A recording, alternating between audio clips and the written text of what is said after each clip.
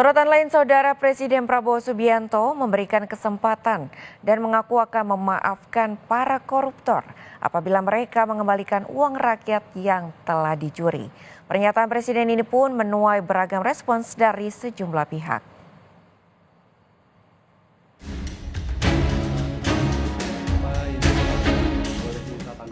Presiden Prabowo Subianto melempar pernyataan tentang peluang pengampunan bagi koruptor yang bersedia mengembalikan hasil korupsi.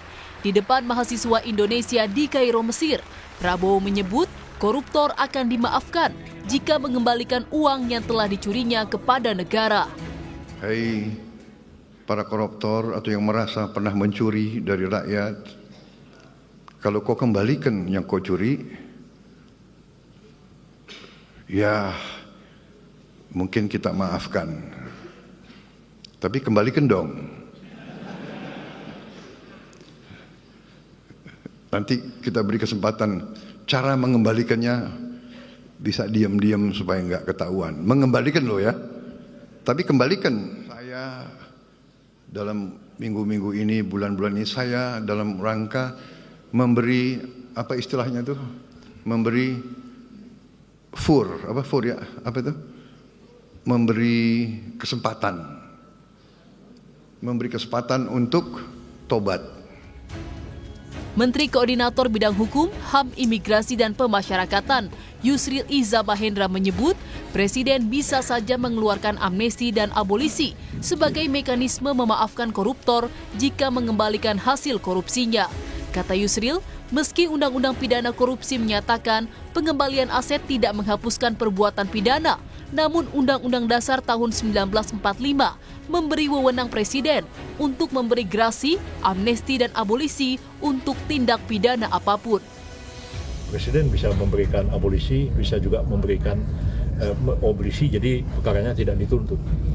Atau Presiden memberikan amnesti, sedang sidang ataupun diadili, ataupun juga tidak akan dituntut. Itu bisa terjadi.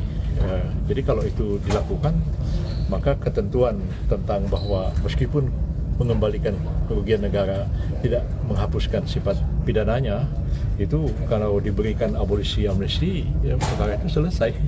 Nah, lebih tinggi itu D45 sumbernya. Merespon wacana ini, mantan Menko Polhukam Mahfud MD menyaksikan transparansi dan akuntabilitas pertanggungjawabannya jika gagasan memaafkan koruptor dengan mengembalikan hasil korupsi direalisasikan. Itu berisiko ya, kalau misalnya memaafkan korupsi, lalu apalagi dengan diam-diam, lalu asas pemerintahnya yang dua saja, menyangkut akuntabilitas. Pertanggungjawabannya gimana? Siapa yang melapor dan korupsi apa dan apa jumlahnya benar? Lalu asas transparansi juga bagaimana? Nah, belum lagi bertentangan dengan undang-undang misalnya. Sementara pengajar Sekolah Tinggi Hukum Indonesia Jentera, Bivitri Susanti menilai wacana memberikan maaf kepada koruptor yang mengembalikan kerugian negara sangat tidak tepat. Bivitri menegaskan mekanisme grasi, amnesti dan abolisi bisa diberikan untuk hal yang salah pemidanaannya. Kalau konteksnya pengampunan koruptor, yang harus disadari oleh kita semua, korupsi itu bukan karena alasan tekanan politik, apalagi kehilafan. Korupsi itu biasanya disebabkan karena keserakahan, bahkan juga biasanya yang korupsi bukan orang miskin ya. Pemaafan sebenarnya justru akan merusak hukum pidana kita, karena seakan-akan tidak ada efek jera yang mungkin mereka dapatkan, malah mungkin ibaratnya tuh kita berjudi aja, kita korupsi aja dulu. Nanti untung-untung kalau misalnya kita kembalikan sedikit, terus lolos dari pidana.